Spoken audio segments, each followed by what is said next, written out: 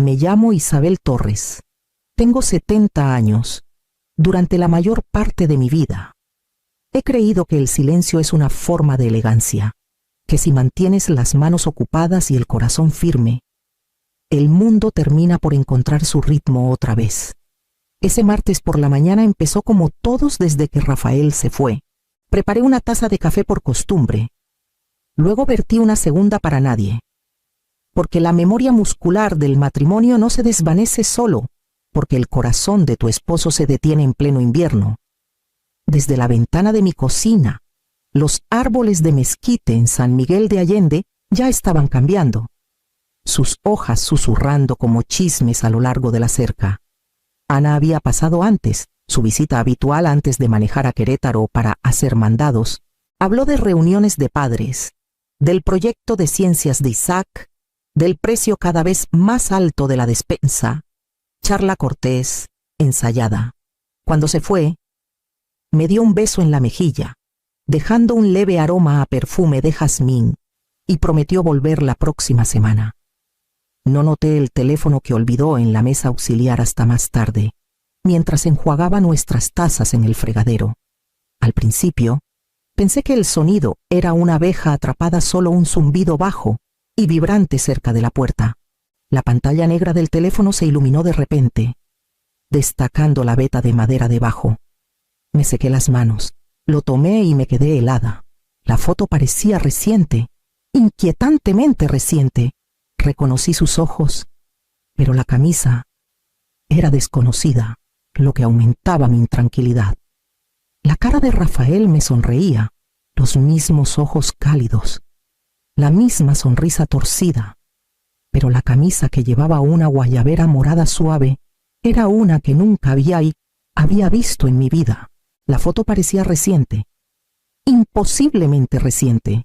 Mi pulso se aceleró cuando el teléfono vibró de nuevo, y un mensaje apareció bajo su imagen martes otra vez, contando los minutos.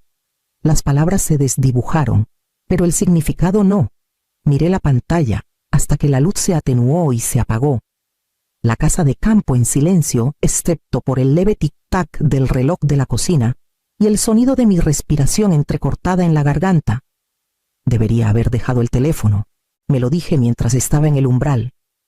El azulejo frío traspasando mis pantuflas, el zumbido del refrigerador detrás de mí. Pero la curiosidad es un hambre silenciosa.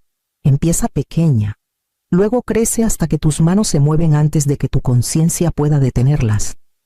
Ana nunca fue cuidadosa con las contraseñas. La había visto desbloquear esa pantalla docenas de veces mientras me mostraba fotos de los partidos de béisbol de Isaac. 4 números, el cumpleaños de su hijo. Mis dedos temblaron ligeramente al ingresarlos, y la pantalla se abrió sin dudar, como si me estuviera esperando. El hilo de mensajes ya estaba abierto. Un nombre apareció en la parte superior, R, sin apellido. Solo una letra que me apretó el pecho. La conversación se extendía por años, miles de pequeños momentos capturados en palabras y emojis, cada uno un fragmento de una vida secreta.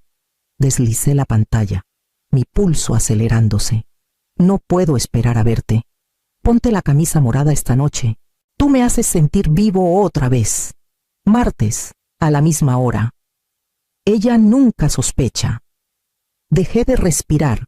Luego vinieron las fotos: Rafael parado en el granero, Rafael recargado en la cerca junto a los nopales, Rafael sonriendo a alguien detrás de la cámara. La risa de Ana resonó en mi memoria, débil pero innegable. Algunas imágenes tenían fecha de meses antes de su muerte, otras, de alguna manera. Después, algunas eran borrosas, como si las hubieran tomado a prisa, pero su rostro siempre era claro, siempre vivo. Entonces vi la línea que rompió algo en mí. Asegúrate de que la vieja no vea. El teléfono se deslizó de mi mano y golpeó el suelo con un ruido sordo. La pantalla seguía encendida. El rostro de Rafael aún sonriéndome, y por primera vez en 5 años, la casa ya no se sentía mía. Se sentía de ellos. Por un largo momento no pude moverme. Las fotos, Los mensajes eran demasiadas piezas de una verdad que no quería armar. Pero una vez que la imagen comienza a formarse, no puedes dejar de verla. Mientras más miraba, más claro se volvía cada mensaje. Mencionaba el martes. Martes otra vez, a la misma hora. Rafael siempre salía los martes. Decía que iba a Querétaro a ayudar a su hermano con la contabilidad. Le creí sin dudar. Después de 47 años de matrimonio, la sospecha nunca cruzó por mi mente, incluso cerca del final. Cuando sus excusas se volvieron más cortas y sus viajes más largos, me dije que solo necesitaba espacio para sentirse útil otra vez. Ahora, revisando la galería de Ana, encontré para qué había sido ese tiempo útil: el granero, nuestro granero. El lugar que Rafael y yo construimos juntos durante nuestra primera primavera en la finca. En una foto, la luz de la tarde caía sobre la madera rugosa, un rastrillo familiar colgado en la pared. En otra, Ana estaba descalza sobre el suelo cubierto de paja. Con la camisa de franela de Rafael sobre los hombros, reconocí la colcha vieja en el fondo, un regalo de mi madre. El aire se me escapó de los pulmones. No borré nada, solo apreté el teléfono contra mi pecho, hasta que el temblor en mis manos se calmó. Me sentía vieja y cruda, despojada hasta los huesos y la memoria. El crujido de llantas sobre la grava me trajo de vuelta, a través de la ventana. El SUV plateado de Ana brillaba bajo el sol. Mi pulso se aceleró. Estaba regresando. Metí el teléfono en el bolsillo de mi delantal y forcé mi rostro a la calma antes de que la puerta se abriera. Isabel, creo que olvidé mi teléfono aquí, dijo Ana, sin aliento. Sonriendo, me giré desde el fregadero, igualando su tono. Ah, sí, no lo he visto, querida. Tal vez revisa tu coche otra vez. Sus ojos recorrieron la habitación, agudos y evaluadores. Pero sostuve su mirada con la firmeza de alguien que ha pasado toda una vida fingiendo que todo está bien. Y en ese momento me di cuenta de que era mejor fingiendo de lo que ella nunca sería. Esa noche no pude dormir. La casa parecía respirar a mi alrededor: el crujido de los pisos, el zumbido del viejo refrigerador, el ladrido lejano de un perro. Cada sonido cargaba el peso de lo que había visto. Cuando el reloj dio la medianoche, me levanté. Me envolví en el viejo suéter de Rafael y llevé el teléfono de Ana a la mesa de la cocina. Si iba a encontrar la verdad, necesitaba pruebas. Conecté el teléfono a mi laptop, la que Isaac me ayudó a configurar hace años. Tomó solo minutos respaldar los datos, una copia silenciosa de todo lo que ella creía haber escondido. Revisando los mensajes recientes, noté algo nuevo. El contacto etiquetado como R había quedado en silencio, reemplazado por uno marcado simplemente T. El tono era familiar, casual, íntimo, con la misma confianza temeraria que había visto antes. Pero estos mensajes eran nuevos, de apenas semanas atrás. El más reciente decía: el próximo martes a la misma hora. Usa la foto de Rafael otra vez. Mantiene las cosas discretas. Mi garganta se cerró, revisé los detalles del mensaje y una notificación apareció: un recibo de transferencia de Banorte. Pago de Tomás Rivera. Tomás, el sobrino de Rafael, había manejado la herencia después de su muerte. El joven educado con modales cuidadosos que habló en el funeral. Vivía cerca de Querétaro. Trabajaba en gestión de propiedades y llamaba cada Navidad solo para saber cómo estaba. Abrí su foto de perfil en la lista de contactos de Ana. Ahí estaba, parado junto a ella en una cena de beneficencia, su mano descansando ligeramente en su espalda. La leyenda decía: viejos amigos, nuevos comienzos. Mi estómago se heló. Lo que sea que unía a Rafael y Ana no terminó con su muerte. Alguien más había tomado su lugar y era de la familia. Luis llegó 2 mañanas después, sin avisar, su camioneta crujiendo en la grava antes de que terminara mi primera taza de café. Siempre había sido madrugador, como su padre, firme, confiable, cargando sus preocupaciones en los hombros. Pero esa mañana parecía agotado, con ojeras, su calma habitual reemplazada por algo frágil. Mamá dijo, entrando a la cocina sin esperar invitación, ¿has visto a Ana últimamente? Dejé mi taza. Estuvo aquí el martes. ¿Por qué dudó? Frotándose la nuca. Ha estado rara, reservada. Desaparece por horas. Dice que hace mandados, pero revisé la app del banco cargos en lugares que nunca menciona. Se pone a la defensiva cuando pregunto. Solo, algo no está bien. Las palabras que había ensayado en mi cabeza se desvanecieron. Podría haber mentido, decirle que no se preocupara, pero la verdad ya me quemaba el pecho. Fui al armario, tomé la carpeta donde había guardado las capturas impresas y las fotos, y la puse en la mesa. Siéntate, dije en voz baja. La abrió, la confusión cruzando su rostro, y luego el horror. Su respiración se entrecortó. Papá, la palabra salió como una herida. Lo vi escanear las fotos, los mensajes, sus manos empezando a temblar. El color se le fue del rostro mientras armaba la verdad, su esposa y su padre. Años de engaño tejidos en la tela de nuestra familia. Se apartó de la mesa, caminando de un lado a otro. No entiendo. ¿Cómo pudo ella? ¿Cómo pudo él? Intenté tocarlo, pero se apartó antes de contenerse. La vergüenza brillando en sus ojos. Perdón, susurró. No te mereces esto. Tú tampoco, dije, pero no vamos a perdernos por lo que hicieron.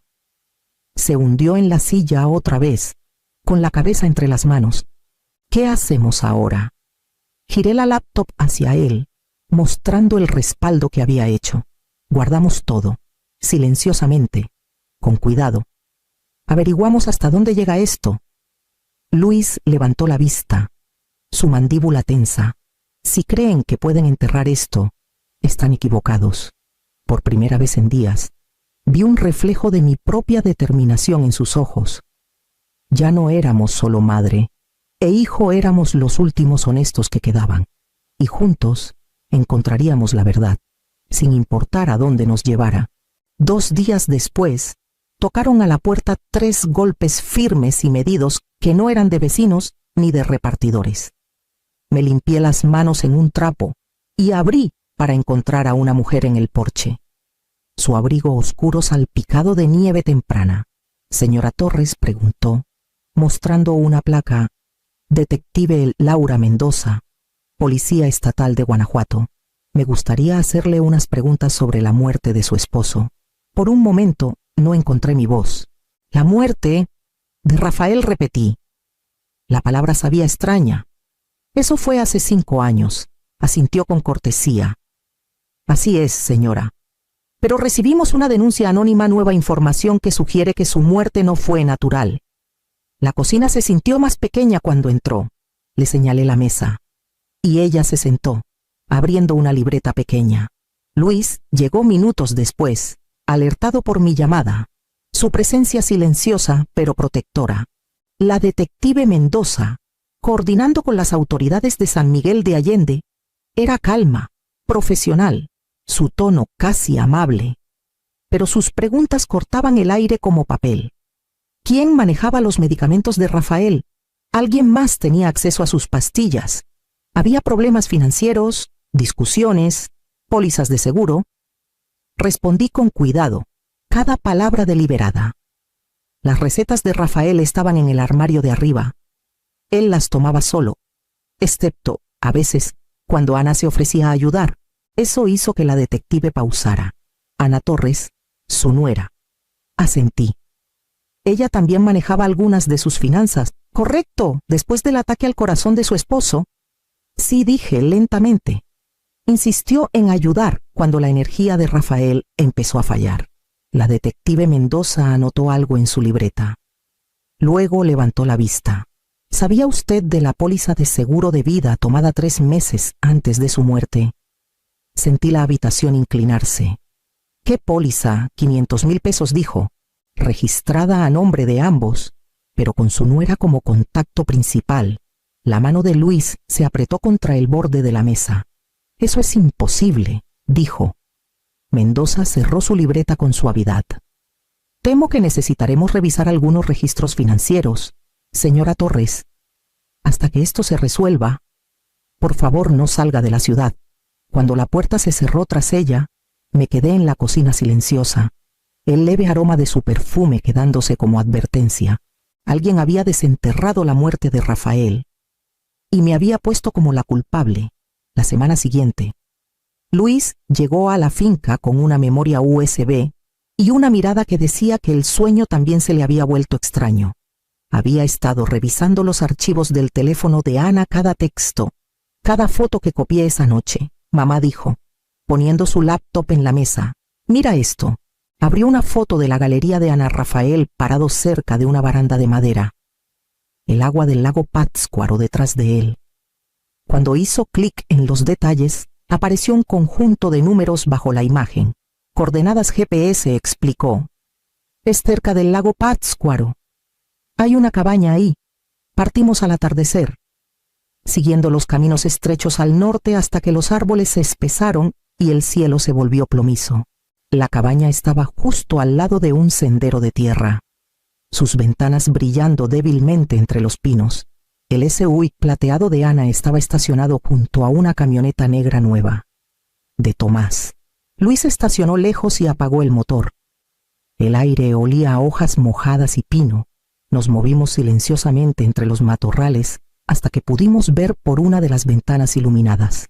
Adentro, Ana y Tomás estaban sentados en una mesa pequeña. Copas de vino entre ellos, risas amortiguadas por el vidrio y la distancia. Luis levantó su teléfono y comenzó a grabar. Sus voces se filtraron débiles al principio, luego más claras cuando Ana se inclinó hacia adelante. La detective Mendoza se lo tragó por completo, dijo, sonriendo con sorna. Pobre Isabel, la arrestarán en una semana. Tomás rió. Y cuando lo hagan, el seguro pagará. Por fin, tú harás el papel de la nuera afligida. Yo seré el sobrino leal manejando la herencia. Limpio, sencillo. Me llevé una mano al pecho. El aire frío quemándome los pulmones. Nunca lo verá venir, añadió Ana. Veneno a plena vista. Y me agradeció por ayudarlo con sus pastillas. Mi estómago se retorció. Quise entrar a gritos, pero el agarre de Luis en mi brazo me mantuvo quieta. Cuando las voces volvieron a ser susurros, regresamos a la camioneta, la noche cerrándose a nuestro alrededor. Luis guardó la grabación, su rostro pálido bajo la luz del tablero. La verdad era finalmente nuestra cruda, innegable y peligrosa. Para la mañana siguiente, sabía qué hacer. La rabia era ruidosa, pero la razón era más silenciosa y mucho más peligrosa. La grabación de Luis podría no ser válida en un juicio. Guanajuato requería el consentimiento de ambas partes. Si quería justicia, necesitaba una confesión dada libremente, pronunciada al aire sin espacio para negarla. Pasé el día en la mesa de la cocina, una libreta abierta junto a mi café. Mi letra era más lenta de lo que solía ser, pero mi mente estaba afilada. El plan debía ser simple: encontrarme con Tomás a solas, decirle que estaba grabando y dejarlo hablar. Haría que sonara como desesperación, como si estuviera lista para negociar para salvarme. Los tipos como Tomás siempre confundían el miedo con debilidad. Primero llamé a la detective Mendoza, manteniendo mi voz firme. Creo que tengo algo, le dije. Tomás Rivera quiere reunirse. Mañana al mediodía en la cabaña cerca del lago Pátzcuaro. Ella dudó. Señora Torres, debería estar ahí. Por favor, no dije. Si ve a la policía, desaparecerá. Solo mantenga su teléfono cerca. Tras la llamada, escribí algunas notas, frases clave, preguntas, recordatorios para no dejar que la ira se filtrara. Cuando Luis vino esa tarde, le conté lo suficiente para calmarlo, pero no todo. Quería venir conmigo. Le dije que no. Te ven y se cerrarán. Me ven a mí y me subestimarán. Me miró como si viera a una extraña. Mamá, ¿no tienes miedo? Sonreí débilmente. Claro que sí. Pero el miedo no es inútil, te mantiene cuidadosa. Cuando se fue, guardé una grabadora pequeña en mi bolso. Revisé las pilas 2 veces y me senté en la oscuridad junto a la ventana hasta el amanecer. Pensaban que era una vieja aferrada a fantasmas. Mañana les probaría que estaban equivocados. La cabaña parecía más pequeña a la luz del día, su tejado verde brillando entre los árboles como algo inocente que había olvidado sus crímenes. Estacioné a medio kilómetro y caminé el resto, con la grabadora escondida en mi chamarra. El aire olía a pino húmedo y agua de lago. Mis rodillas protestaron, pero el miedo me dio firmeza. Tomás abrió la puerta antes de que pudiera tocar. Isabel dijo con suavidad, como si saludara a una vieja amiga. Detrás de él, Ana estaba sentada en la mesa, los brazos cruzados, su expresión indescifrable. Una pistola descansaba junto a su mano, negra contra la madera. «Pasa», dijo Tomás. «Necesitamos aclarar las cosas». Entré, con todos los sentidos alerta. Antes de empezar dije, sacando la grabadora de mi bolso, «Quiero que sepan que estoy grabando esta conversación». La sonrisa de Tomás no titubeó. «Claro, querrás que todo sea exacto para tu confesión». Ana deslizó una hoja de papel por la mesa. «Escribe lo que te digamos», dijo suavemente. «Envenenaste a Rafael por celos. No soportabas que amara a alguien más». Mis manos temblaron al tomar el bolígrafo, pero no escribí lo que esperaban. Comencé a documentar la verdad, cada palabra que decían, cada detalle que revelaban. Mientras escribía, los mantuve hablando. No fue difícil. La arrogancia es una especie de confesión. Ana se sirvió un trago. «Deberías agradecerme». «De verdad», dijo. «Rafael estaba miserable. Solo le di una salida. Y tú cargarás con la culpa. La policía ya te sospecha». Tomás se acercó más, bajando la voz. «Cuando estés fuera, el seguro se libera. Todos ganan». Terminé la última línea. Doblé el papel una vez y los miré. «Ya han dicho suficiente», murmuré. Los ojos de Ana se endurecieron. Alcanzó la pistola. «Entonces terminamos aquí». La ventana se rompió detrás de ella. Luis irrumpió a través del vidrio, gritando mi nombre. La pistola disparó una vez, un estruendo ensordecedor que dio en el techo. Antes de que Ana pudiera levantarla de nuevo, la detective Mendoza entró con 2 oficiales, dando órdenes a gritos. En segundos, todo terminó a esposas. Gritos, silencio. Le di a Mendoza la hoja doblada, la tinta aún húmeda. «No es una confesión», dije. Mi voz firme. «Es un registro. Afuera». El lago brillaba bajo el sol, frío e infinito, llevándose el último eco del disparo. El invierno se asentó sobre San Miguel de Allende como una manta silencioso, pesado, honesto. Para febrero, las audiencias judiciales habían terminado. Ana y Tomás se declararon culpables. Ella pasaría décadas tras las rejas, él menos, pero suficiente para saber lo que realmente se siente perder. No asistí a la sentencia. Algunos finales no necesitan testigos. La casa de campo se sentía diferente ahora, más limpia, aunque con sus pisos gastados y ventanas con corrientes de aire. Llené las habitaciones con cosas simples, pintura fresca, el olor a pan horneándose, las risas de Isaac cuando se quedaba los fines de semana. Luis aún se estaba sanando, aprendiendo a ser padre solo, y le di espacio para hacerlo.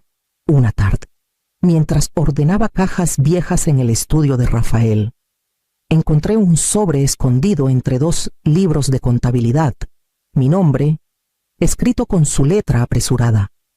El papel tembló en mis manos al desdoblarlo. Escribió sobre el arrepentimiento de elecciones que no podía deshacer, de debilidades que nunca confesó. «Merecías honestidad, Isabel», escribió, «no al hombre en que me convertí». La tinta se había corrido en algunos lugares, una pequeña piedad que difuminaba lo que no necesitaba leerse.